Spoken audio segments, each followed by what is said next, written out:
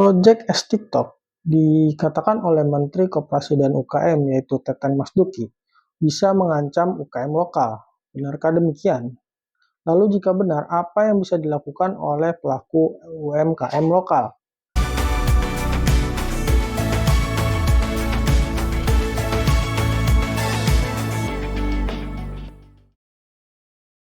Project S TikTok merupakan salah satu usaha yang dilakukan oleh TikTok untuk meningkatkan pendapatan perusahaan. Ancaman terbesar dari Project S ini adalah TikTok dicurigai akan mengambil data dari produk UMKM yang populer, kemudian membuat produk tersebut di Cina, lalu produk-produk tersebut akan dijual melalui TikTok dengan harga yang lebih rendah. Itulah kekhawatiran terbesar terhadap Project S TikTok ini. Siapa yang tidak kenal TikTok? Kalaupun mungkin kamu tidak menginstal aplikasi TikTok, setidaknya kamu pasti pernah dengar tentang TikTok. Bahkan kehebatan TikTok bisa dikatakan mampu mengalahkan kehebatan aplikasi milik Meta, yaitu Instagram. TikTok memulai perjalanan di dunia media sosial pada tahun 2016 dengan menggunakan algoritma yang membuat penggunanya mampu bertahan lebih lama di TikTok dibandingkan dengan media sosial lainnya. Bahkan kehebatan algoritma TikTok ini mampu membuat penggunanya menjadi ketagihan. Salah satu yang menjadi pembeda TikTok dengan platform media sosial lainnya adalah memungkinkannya pengguna baru untuk bisa terkenal. Hal ini berbeda dengan media sosial lainnya yang lebih mengutamakan akun-akun besar. Algoritma ini juga yang bisa menjadikan TikTok memiliki lebih dari 1 miliar pengguna dalam waktu singkat jika dibandingkan dengan platform lainnya. Selain algoritmanya, keunggulan TikTok lainnya adalah dengan adanya fitur e-commerce di platformnya yang disebut dengan TikTok Shop. TikTok Shop ini memungkinkan penggunanya untuk berbelanja secara langsung di TikTok tanpa harus keluar dari aplikasi TikTok.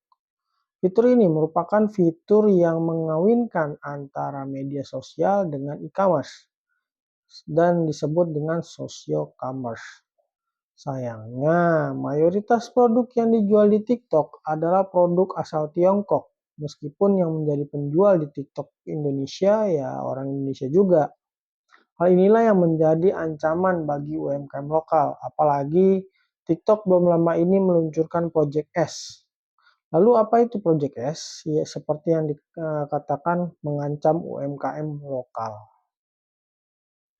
Project S ini merupakan proyek milik TikTok yang katanya mengancam UMKM lokal. Proyek ini pertama kali dilaporkan pada Financial Times di tanggal 21 Juni 2023. Di Inggris, Project S ini hadir dalam bentuk fitur bernama Trendy Beat. Mengapa Project S ini dikatakan membahayakan UMKM lokal? Jadi, Trendy Beat merupakan fitur yang memajang produk-produk populer. Sekilas, sepertinya ini merupakan fitur yang sangat bermanfaat karena pengguna TikTok bisa tahu produk-produk apa yang sedang laris. Dan untuk para penjual, bisa mendapatkan ide produk untuk dijual. Nah, ancamannya datang dari TikTok itu sendiri. TikTok dicurigai akan mengambil data-data dari produk-produk populer tersebut. Kemudian TikTok akan membuat produk-produk itu lalu menjualnya sendiri dengan harga yang lebih murah. Inilah yang dikhawatirkan oleh Teten Mas Duki karena mampu mengancam produk-produk UMKM lokal. Hal inilah yang terjadi di Inggris melalui fitur Trendybit. Produk-produk yang dipajang pada fitur Trendybit dikirimkan dari Cina. Meskipun perusahaan yang menjual yaitu Seitu terdaftar di Singapura. Tetapi perusahaan itu merupakan perusahaan retail milik ByteDance yang merupakan perusahaan pemilik TikTok. Project S ini merupakan usaha yang dilakukan TikTok untuk meningkatkan pendapatan perusahaan. Sebenarnya terlepas dari Project S, ada beberapa keluhan yang sempat viral beberapa waktu terkait dengan TikTok ini. Keluhan itu antara lain shadow ban dan keterlambatan pencairan uang.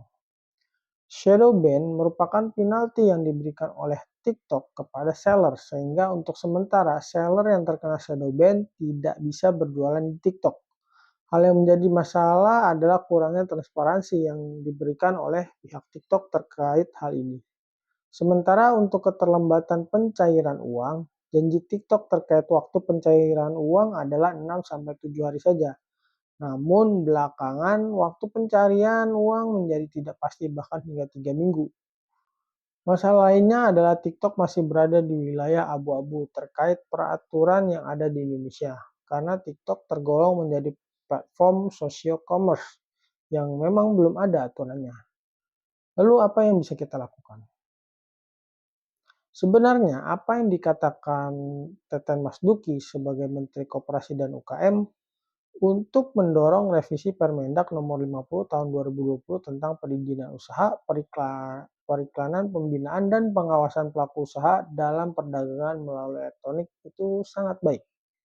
Karena Permendak tersebut belum mencakup socio-commerce, sehingga harapannya revisi Permendak nantinya juga mengatur tentang socio-commerce. Namun tentu aja kita jangan terlalu bergantung kepada pemerintah dan kita pun tidak bisa protes juga ke TikTok. Walau bagaimanapun kita itu hanya pengguna TikTok dan bukan pemilik TikTok. Jadi yang perlu kita tanyakan adalah apa yang akan kita lakukan atau strategi apa yang harus kita lakukan dalam menghadapi Project S ini. Sebelum memutuskan tindakan yang kita lakukan, kita harus terlebih dahulu tekankan bahwa TikTok bukanlah satu-satunya cara untuk bisa berjualan. Masih ada platform-platform lainnya seperti marketplace, media sosial seperti IG atau Facebook, email marketing, atau menggunakan website sendiri. Karena itulah perlunya kita memperlakukan TikTok hanya sebagai salah satu cara untuk berjualan dan bukan satu-satunya. Sebenarnya potensi ancaman dari Project S ini ya muaranya ke harga, sehingga strategi yang bisa kita lakukan adalah strategi yang memang bisa keluar dari strategi perang harga. Strategi perang harga itu biasanya dilakukan oleh para penjual yang tidak memiliki nilai tambah, sehingga satu-satunya cara adalah dengan menurunkan harga, dan sayangnya diikuti oleh penjual lainnya. Kamu bisa memberikan nilai tambah serta layanan yang baik. Selain itu, kamu juga bisa menggunakan strategi list building agar kamu tidak bergantung hanya dari platform tertentu saja. Perubahan itu merupakan hal yang pasti. Demikian juga perubahan yang dilakukan oleh TikTok melalui Project S. Meskipun hingga saat ini masih berupa kecurigaan dan belum bisa dipastikan fakta mengenai Project S. Mulai sekarang, ubah mindset dan strategi kita. Jangan jadikan TikTok sebagai satu-satunya platform untuk berjualan. Gunakan juga platform lainnya. Jadikan TikTok sebagai salah satu channel aja untuk pemasaran. Tingkatkan layanan dan berikan nilai tambah agar tidak terjebak ke dalam perang harga. Kamu juga bisa menggunakan strategi list building. Mengenai list building akan saya jelaskan di konten lainnya. Itulah tadi konten saya mengenai Project S TikTok. Sampai jumpa di konten berikutnya. Dah.